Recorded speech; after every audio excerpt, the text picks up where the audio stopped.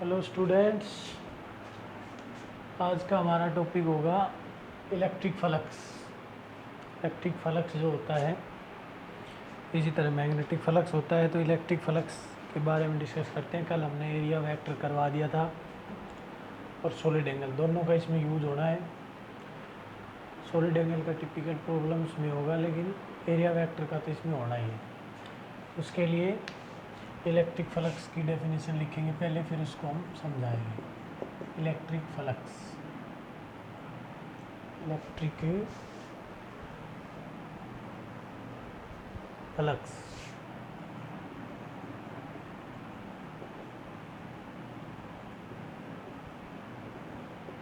Electric flux का मतलब होता है the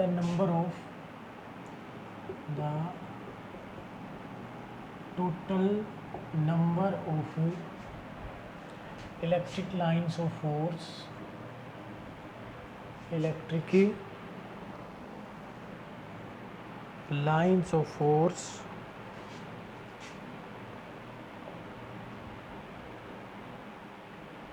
lines of a force crossing a given area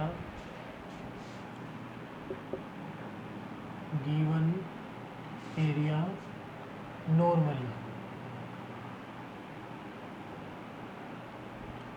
या the total component of electric field, total component of electric field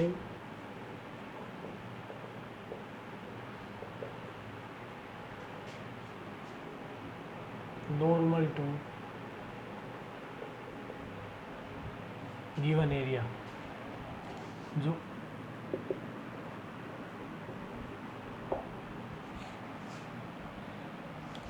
high से इसको represent किया जाता है, और ये होता है E dot N D S, क्योंकि electric flux is a scalar quantity. ये स्केलर क्वांटिटी होती है। इलेक्ट्रिक फील्ड होती है एक वेक्टर क्वांटिटी होती है। अब इलेक्ट्रिक फील्ड वेक्टर क्वांटिटी है, एरिया स्केलर है, लेकिन एरिया वेक्टर हो गया, तो इनका डॉट प्रोडक्ट लेके और हम जो है इसको स्केलर बनाते हैं। इसीलिए कहा गया है कि total component of a electric field normal to the given area, जो गिवन एरिया है उसमें से कितना इलेक्ट्रिक फील्ड पास हो रहा है, यानी कि फ्लो ऑफ द लाइंस में electric lines of force normal to the given area, किसी भी एरिया में से कितनी इलेक्ट्रिक लाइन ऑफ फोर्स हैं उसके नॉर्मल फ्लो हो रही है। जैसे कि ये इलेक्ट्रिक फील्ड है, यहाँ से स्केलर क्वांटिटी होगी। जब बात आई इसकी यूनिट की, तो इलेक्ट्रिक फील्ड फ्लक्स की कोई वैसे स्पेशल यूनिट नहीं है। इलेक्ट्रिक फील्ड की यूनिट होती है न्यूटन पर कूलम, इसकी यूनिट हो जाएगी इलेक्ट्रिक फील्ड की न्यूटन पर कूलम, और एरिया की होती है मीटर स्क्वायर। तो इसका मतलब newton metre square coulomb inverse, newton metre square coulomb inverse, ये इसकी यूनिट होगी। न्यूटन मीटर जूल होता है, इसको ऐसे तोड़ सकते हैं न्यूटन मीटर, और ये हो जाएगा जूल में, और ये फिर कूलम, 1 मीटर और कूलम इनवर्स। तो इसका मतलब जूल मीटर कूलम इनवर्स, ये यूनिट भी इसकी बन सकती है। डायमेंशन देखें, इसका डायमेंशन होगा, कई तरीके से यूनिट बना सकते हैं। पोटेंशियल की टर्म में बना सकते हैं, जैसे जूल जो होती है, जूल हो जाएगी वो वोल्ट कूलम हो जाएगी, तो वहाँ से कूलम कैंसिल भी हो सकता है। तो इसका मतलब अब इसका डायमेंशन बता रहे हैं। डायमेंशन न्यूटन का होता है फोर्स mLT-2, कूलम का नीचे हो गया 80, और मीटर स्क्वायर का हो गया L स्क्वायर। इसका मतलब इसका डायमेंशन हो गया mL3, 80 ऊपर जाके -3 और A-1, ये इसका डायमेंशन हो जाएगा फ्लक्स का। अब फ्लक्स की डेफिनेशन के अकॉर्डिंग इसको हम एक्सप्लेन करते हैं। Component of electric field normal to the given area, given area के नॉर्मल में इलेक्ट्रिक फील्ड का कितना कंपोनेंट है, ये हमने एक्सप्लेन करना। तो उसके लिए हम मान लेते हैं कि इलेक्ट्रिक फील्ड जो है इधर है, इस डायरेक्शन में इलेक्ट्रिक लाइंस है, ये इलेक्ट्रिक फील्ड है, यूनिफॉर्म इलेक्ट्रिक फील्ड जिसकी डायरेक्शन ये है।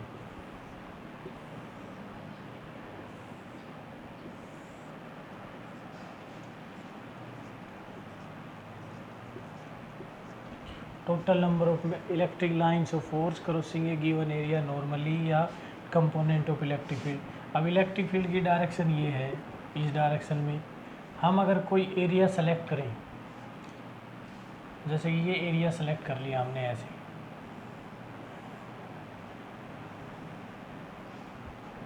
इसमें से अगर ये लाइनें पास होती हैं ऐसे,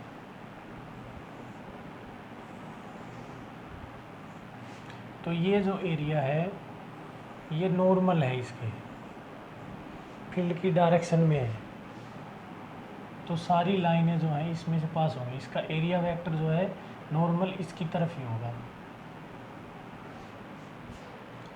अगर हम इधर इलेक्ट्रिक लाइंस ऑफ फोर्स बनाएं और इस एरिया को थोड़ा सा हम तिरछा कर दें, टिल्ट कर दें थोड़ा सा,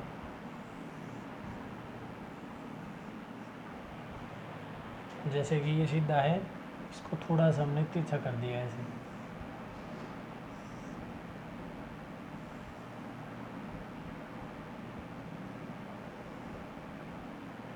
फील्ड के साथ थीटा एंगल बना के कर दिया। फील्ड के साथ इसकी जो प्लेन है एरिया की, उसने थीटा एंगल बनाया हुआ। इसका मतलब इसका जो नॉर्मल होगा वो इस इलेक्ट्रिक फील्ड लाइन के साथ भी कुछ एंगल बनाएगा थीटा।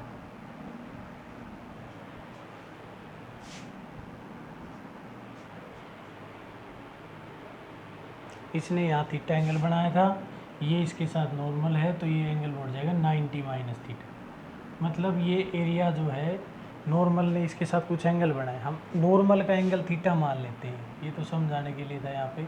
इसका थीटा, नॉर्मल ने अगर थीटा एंगल बनाया है तो अब जो है इसका जो कंपोनेंट होगा वो इलेक्ट्रिक फील्ड का कुछ ना कुछ कंपोनेंट इसकी तरफ, टोटल सारी मैग्नेटिक सारी इलेक्ट्रिक लाइन ऑफ फोर्स इसमें से इसके नॉर्मली पास नहीं हो रही, उसका कुछ कंपोनेंट पास हो रहा है। इसको हम कैसे समझेंगे? अब इलेक्ट्रिक फील्ड का कितना कंपोनेंट पास हो रहा है, अगर यूनिट एरिया में बात करें एक फील्ड का, तो ई कोस थीटा, ये कंपोनेंट इस नॉर्मल की तरफ पास हो रहा है। इलेक्ट्रिक फील्ड का इस लाइन की तरफ जो कंपोनेंट है वो ई कोस थीटा है, इस एरिया के नॉर्मल डायरेक्शन में।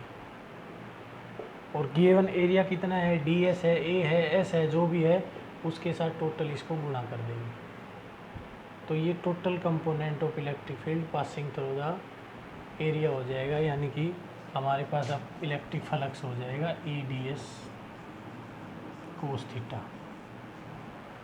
और यहीं से आ जाएगा E dot N D S.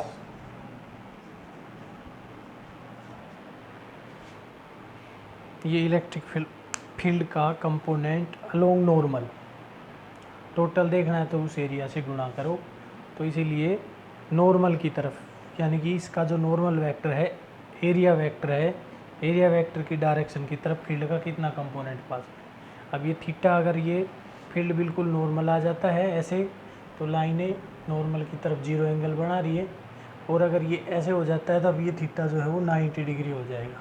Area जो नॉर्मल वेक्टर है एरिया का, उसकी डायरेक्शन फील्ड की डायरेक्शन के साथ 90 डिग्री पर हो जाती है, और जब ये 90 डिग्री पर हो जाएगी तो कोस थीटा जी, यानी कि कोई भी फ्लक्स पास नहीं होगा। इसको समझने के लिए हम क्या करते हैं कि मान लिया कि पाइप जो है उसमें से पानी आ रहा है, मान लेते हैं कि water is flowing through a pipe with velocity v, ये कोई पाइप है, यहाँ से पानी जो है बाहर निकल रहा है,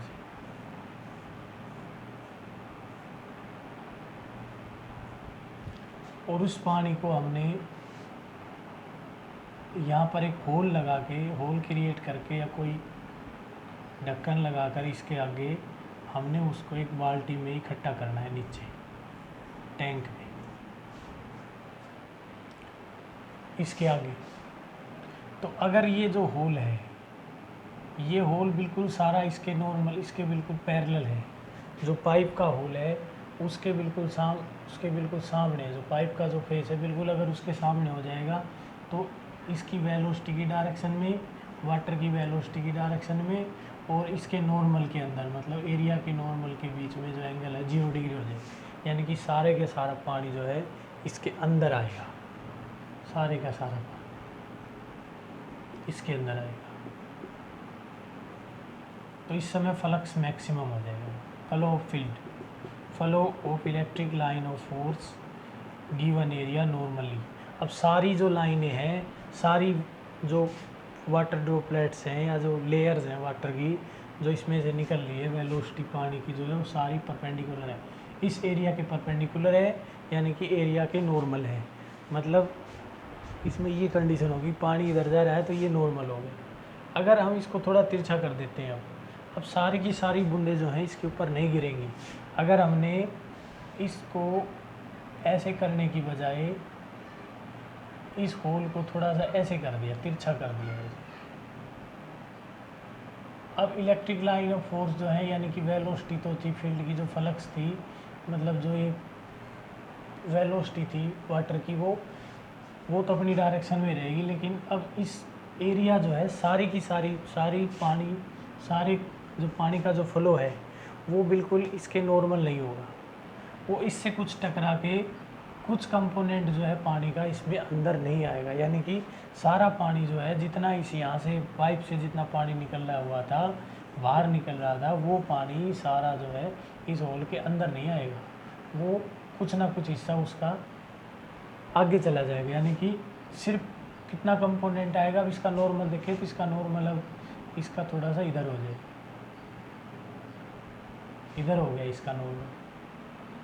नीचे की तरफ देखें तो इसका नॉर्मल इधर हो गया, पहले बिल्कुल 0 डिग्री पर था इस होल का नॉर्मल, अब ये नॉर्मल है वो कुछ एंगल पर हो गया। तो अब वेलोसिटी जो वेक्टर है पानी का वो इसके साथ कुछ थीटा एंगल बना रहा है, तो सारी पानी की बूंदें जो हैं इस पाइप में ना आने की बजाय इससे कुछ उछट जाएंगी, बाहर चली जाएंगी। और अगर हम इसको बिल्कुल ऐसे कर दें तो पानी जो है इसके ऊपर से चला जाएगा, इसके अंदर पानी का इंटर होने के चांसेस बहुत कम है। अगर प्रेशर से पानी आ रहा है, फ्लो वी वेलोसिटी है मान लो, अगर इसको हम पानी के आगे कर देंगे तो सारे का सारा पानी जो इसके अंदर इंटर होगा और वो सारा इसमें भरेगा टैंक में। अगर ये कुछ बिल्कुल 90 डिग्री पे कर देते हैं, जिधर वेलोसिटी जा रही है उसी प्लेन के अंदर हम इस पाइप को कर देते हैं, तब पाइप का नॉर्मल इधर है, नॉर्मल इधर हो गया। तो इलेक्ट्रिक फील्ड के साथ अब नॉर्मल ने 90 डिग्री एंगल बना रखा है, तो 90 डिग्री है तो फ्लक्स 0 हो जाएगा। मतलब कहने का ये है कि पानी की एक भी बूंद इसके अंदर इंटर नहीं हो रही है, इसका मतलब फ्लक्स 0। कुछ किसी एंगल पे कर देते हैं तो अब इसका नॉर्मल थोड़ा इधर है, ऐसे बिल्कुल सीधा कर देंगे तब नॉर्मल इसकी डायरेक्शन में हो जाएगा। तो अगर इलेक्ट्रिक फील्ड और एरिया वेक्टर के नॉर्मल की डायरेक्शन सेम है तो फ्लक्स मैक्सिमम हो जाता है, और एरिया जो है इलेक्ट्रिक फील्ड की प्लेन के अंदर, इलेक्ट्रिक फील्ड की डायरेक्शन जो है वो एरिया की जो प्लेन है गिवन एरिया उसकी डायरेक्शन की तरफ है। मतलब प्लेन का जो नॉर्मल है वो इलेक्ट्रिक फील्ड के 90 डिग्री पर है, तो यहाँ पे फ्लक्स की वैल्यू 0 हो जाएगी। मतलब phi d S cos theta, और अगर थीटा की वैल्यू हो जाती है 0 डिग्री तो फाई हो जाता है मैक्सिमम, यानी कि EDS हो जाता है। और अगर थीटा की वैल्यू 90 डिग्री हो जाती है तो ये हो जाता है 0, फाई की वैल्यू हो जाएगी 0, क्योंकि कोस 90 कितना होता है वो 0 होता है। तो फ्लक्स का मतलब ये था, electric flux, total number of electric line of force crossing A given area normally, normal direction में किसी इलेक्ट्रिक फील्ड की कितनी लाइनें जो हैं उस एरिया में से पास हो रही है। और यूनिट एरिया में आ जाते हैं तो वो फिर हमें इलेक्ट्रिक फील्ड इंटेंसिटी का मैग्नीट्यूड देता है। अगर टोटल एरिया में इलेक्ट्रिक लाइन ऑफ फोर्स पूछे तो वो देगा हमें फ्लक्स, और यूनिट एरिया में पूछे क्योंकि phi is equal to EDS, normal direction के अंदर EDS कोस 0 डिग्री हो जाता है, तो इसका मतलब phi is equal to EDS हो गया। और यहाँ पे यूनिट एरिया में निकालें तो E की वैल्यू हो जाती है 5/ds, यानी कि number of electric line of force crossing A given area unit area normally, number of electric lines of a force crossing A given area normally, normal direction में गिवन एरिया नहीं unit area, crossing a unit area, crossing a unit area normally,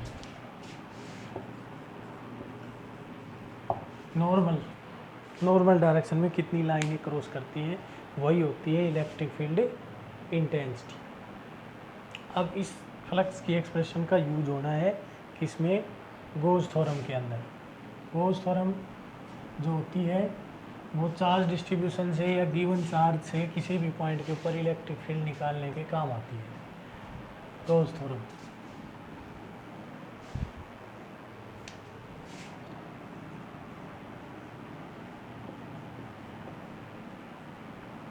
goes theorem ये कहती है the total electric flux over a closed surface, the total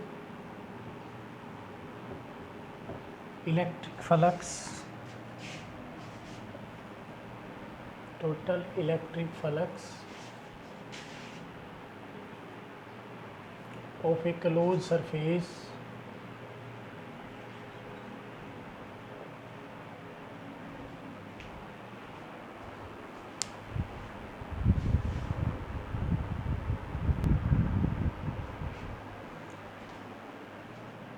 closed surface is 1/ε0 times the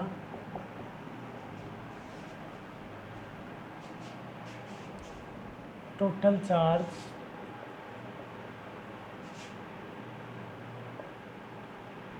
enclosed by given surface, यानी कि जो surface लिया है हमने, close surface लिया है, उसके अंदर कितना चार्ज, उसका जो टोटल इलेक्ट्रिक फ्लक्स होगा वो 1/ε0 टाइम्स होगा। यानी कि अगर चार्ज डिस्ट्रीब्यूशन में मीडियम उसमें है, वैक्यूम में है, तो अगर किसी मीडियम में होगा तो 1/ε0 की जगह जो है हम उस मीडियम की परमिटिविटी ले लेंगे एप्सिलॉन ओनली। इसका मतलब जैसे कि ये कोई चार्ज क्या हुआ है, इसके चारों तरफ हमने कुछ डिस्टेंस से, इससे r की डिस्टेंस पर हमने एक सरफेस बना दिया, तो ये जो इमेजिनरी सरफेस कंसिडर किया जाता है, इमेजिनरी भी रियल भी, लेकिन हमने क्लोज सरफेस बनाना होता है। कंडीशंस के ऊपर डिपेंड करता है कि ये इमेजिनरी होगा या रियल होगा। जैसे कि सफ़ियर का सरफेस है, ऑन सरफेस ऑफ सफ़ियर वो रियल बन जाता है, और उससे अंदर इनसाइड आउटसाइड अगर कंडीशन लेते हैं हम, ये इसकी एप्लीकेशन होगी, वहाँ पर आप पता चल जाएगा कि, लेकिन हमने एक क्लोज सरफेस बनाना पड़ता है, चाहे वो रियल हो चाहे वो इमेजनरी हो। तो अगर वो सरफेस बनाते हैं हम, उसको बोलते हैं गोजियन सरफेस। तो सरफेस बनाएंगे उसको गोजियन सरफेस कहेंगे, गोजियन सरफेस। अब ये जो गोजियन सरफेस होगा, इसके अंदर कितना चार्ज है उसका 1/ε0, यानी कि जो टोटल फ्लक्स होता है फाई, या तो फाई से रिप्रेजेंट करो या इंटीग्रेशन ऑफ E.NDS, यानी कि समाल एरिया का फ्लक्स लेंगे, या इसको ऐसे भी लिख सकते हैं इंटीग्रेशन ऑफ डी फाई, यानी कि किसी समाल, इसी सरफेस का समाल एलिमेंट ले लेंगे, उसका फ्लक्स डी फाई है, इसको इंटीग्रेशन करेंगे तो फाई बन जाएगा, या इस समाल एरिया का फ्लक्स E.NDS है, उसका इंटीग्रेशन करेंगे तो ये बन जाएगा। इसका मतलब ये हुआ कि हमारे पास जो टोटल फ्लक्स आएगा वो आएगा इस सरफेस में कितना चार्ज इनक्लोज कर रखा है। अब इस सरफेस में चार्ज क्या इनक्लोज कर रखा है, तो इसका फार्मूला आ जाएगा d phi integration d phi is equal to q by epsilon. अगर ये मीडियम में, कई बार ये कंडीशन आ जाती है कि यहाँ पर क्या की बजाय जो है ये दे देते हैं कि इसका फ्लक्स बताना, तो यहाँ पे चार्ज 2 क्या दे दिया प्लस का, यहाँ पे -3 क्या +4 क्या, और एक चार्ज थोड़ा इससे बाहर दे देते हैं प्लस क्या। इस सरफेस की वजह से इलेक्ट्रिक फ्लक्स बताना। तो सरफेस चाहे कैसा भी हो, सिमेट्री हो चाहे उसकी सिमेट्री ना हो कोई, लेकिन हमने ये देखना है उसके अंदर कितना चार्ज इनक्लोज हो रखा है। तो ये जो प्लस क्यू चार्ज है ना, इससे बाहर है 2 Q 4 Q 6 Q minus 3 Q, यानी कि प्लस का 3 क्यू चार्ज है। तो इस एरिया का जो फ्लक्स हो जाएगा वो plus 3 Q by epsilon note हो जाएगा, 3 क्यू बाई एप्सिलॉन नोट, क्योंकि ये चार्ज नहीं लेंगे। वैसे देखें तो टोटल चार्ज जो है यहाँ पे जो प्रेजेंट दिखाई दे रहा है चार्ज वो दे रहा है 4 2 6 1 7 में से 3 गए 4 प्लस 4 क्या हुआ, लेकिन हम इसको इनक्लोज नहीं करेंगे। अगर कोई सरफेस सिर्फ इसमें से पास हो रहा हो, ऐसे ये S1 सरफेस दे दी, ये S2 दे दी, अब S2 सरफेस के अंदर ओनली ये 2 चार्ज है 4 और 1 5, तो उसके लिए फ्लक्स हो जाएगा प्लस 5 क्या हुआ ये एप्सिलॉन नोट। यानी कि हमने ये देखना है कि जो P1 सरफेस हमने लिया है उसमें कितना चार्ज इंक्लूड है, चाहे 0 हो चाहे 50 हो 100 हो, कितना भी हो, जितना भी चार्ज हो, हमने सिर्फ ये देखना है कि इसके अंदर चार्ज कितना इंक्लूड है। तो ये गोस थ्योरम की जो है स्टेटमेंट है कि total electric flux of a given close surface is 1 by epsilon naught times the total charge enclosed by the surface. Surface की सिमेट्री कुछ भी हो सकती है, मतलब फाई इज इक्वल टू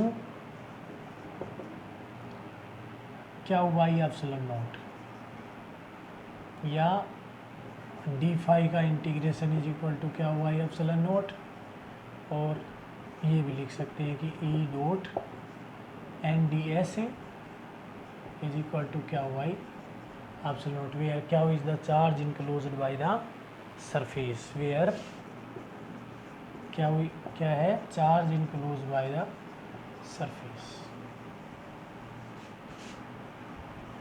जो गिवन सरफेस है उसने कितना चार्ज इनक्लोज किया। अब इसका प्रूफ करवाना हमने, गोस थ्योरम का प्रूफ। लेट ए चार्ज क्या हो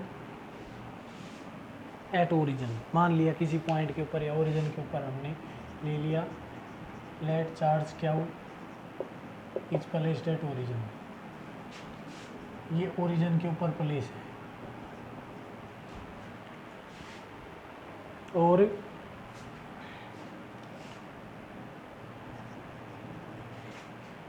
and A close surface and a closed surface of radius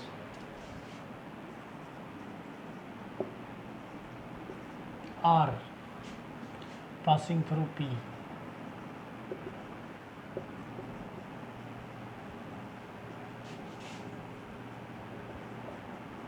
point P around इसके चारों तरफ चार्ज क्या हो, ये ओरिजिन है, यहाँ पे हमने क्या चार्ज ले लिया एक्स वाई जेड, ये ओरिजिन के ऊपर क्या चार्ज रखे, इससे आर की डिस्टेंस पर क्या चार्ज से आर की डिस्टेंस पर एक आर रेडियस का हमने एक सरफेस ले लिया, सफेरिकल सरफेस ले लिया, सफेरिकल गोजियन सरफेस यहाँ से होते हुए, और ये पी पॉइंट है यहाँ पर। तो हमने यहाँ पर जो है गोस थ्योरम को प्रूव करना है। तो हम ओरिजिन से ओ पॉइंट से इस पॉइंट पी के ऊपर इलेक्ट्रिक फील्ड इंटेंसिटी निकालेंगे। तो if is the electric field intensity at point P, if E is equal to electric field intensity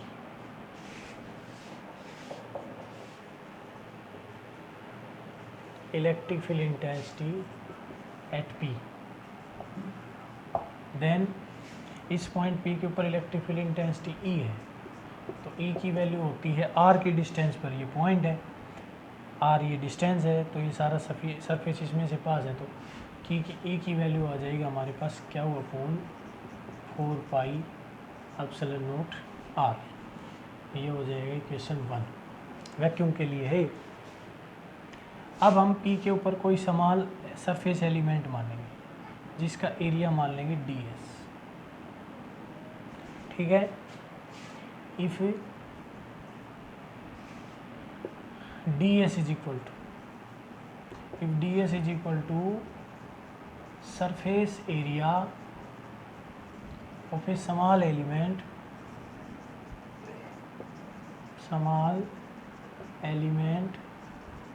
at p point के ऊपर ऑफ सरफेस गॉसियन सरफेस भी लिख सकते हैं। देन इलेक्ट्रिक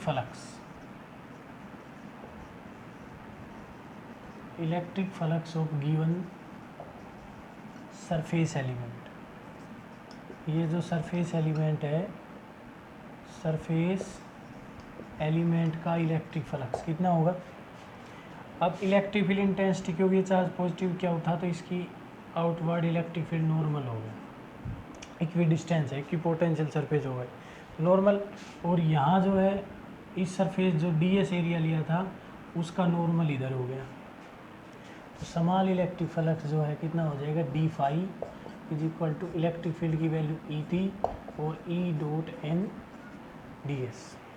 अब दोनों की डायरेक्शन सेम है, इसका मतलब डी फाई की वैल्यू हो जाएगी हमारे पास E D S cos 0 degree, E D S हो जाएगी। मतलब D phi is equal to, D phi की जो वैल्यू होगी वो आ जाएगी ई डी एस, ये इक्वेशन 1 होगी। अब इलेक्ट्रिक फील्ड इंटेंसिटी की हम वैल्यू रखेंगे यहाँ पे, total electric flux of the given surface, total electric flux of given surface, इस सरफेस का टोटल इलेक्ट्रिक फ्लक्स कितना होगा, फाई का इंटीग्रेशन ऑफ डी फाई, यानी कि integration of E D S, इसका इंटीग्रेशन कर देंगे तो फाई की वैल्यू हो जाएगी हमारे पास इंटीग्रेशन क्या हुआ upon 4 pi epsilon naught r square d s, क्या हुआ अपॉन 4 पाई एप्सिलॉन नॉट को बाहर निकालो, डी एस का इंटीग्रेशन करो, क्या हुआ upon 4 pi epsilon naught r square integration d s. अब ये डी एस करके हम थोड़ा थोड़ा एरिया जोड़ के अगर करते हैं तो इस सरफेस का पूरे का एरिया बन जाता है, और ये सरफेस है स्फेरिकल, तो स्फीयर का एरिया होता है 4 पाई आर स्क्वायर, इसका मतलब फाई की वैल्यू हो जाएगी क्या हुआ upon 4 pi epsilon naught r square into 4 pi r square. अब 4 पाई से 4 पाई कैंसिल, आर स्क्वायर से आर स्क्वायर जो है वो कैंसिल हो जाएगा, तो हमारे पास इलेक्ट्रिक फ्लक्स की जो वैल्यू बचेगी वही यहाँ से जो वैल्यू आएगी वो आ जाएगी क्या हुआ epsilon naught, phi is equal to क्या हुआ एप्सिलॉन नॉट। ये हो गया प्रूफ, गॉस थ्योरम का प्रूफ है कि total electric flux of a given surface close surface is 1 by epsilon naught times the total charge enclosed by the surface. यहाँ पर क्या चार्ज था ओरिजिन के ऊपर, इसके चारों तरफ हमने एक सरफेस बनाया था, इसलिए क्या हुआ एप्सिलॉन नॉट हो गया। क्या की वैल्यू, चार्ज की वैल्यू कुछ भी हो सकती है अकॉर्डिंग टू सिमेट्री पे डिपेंड करेगी या गिवन अमाउंट के ऊपर डिपेंड करेगी कितनी है, जैसे कि लीनियर चार्ज डिस्ट्रीब्यूशन है, वायर के ऊपर है, सफ़ीर के ऊपर है, सिलेंडर के ऊपर है, सीट के ऊपर है। लेकिन जो गॉस थ्योरम का प्रूफ होगा, एप्लीकेशन होगी, वो डिपेंड करेगी गॉसियन सरफेस के ऊपर, और जो चार्ज उस गॉसियन सरफेस के अंदर इनक्लोज होता है उसके ऊपर। सिंपल है, कोई प्रॉब्लम वाली बात नहीं है, तो गॉस थ्योरम को प्रिपेयर करें।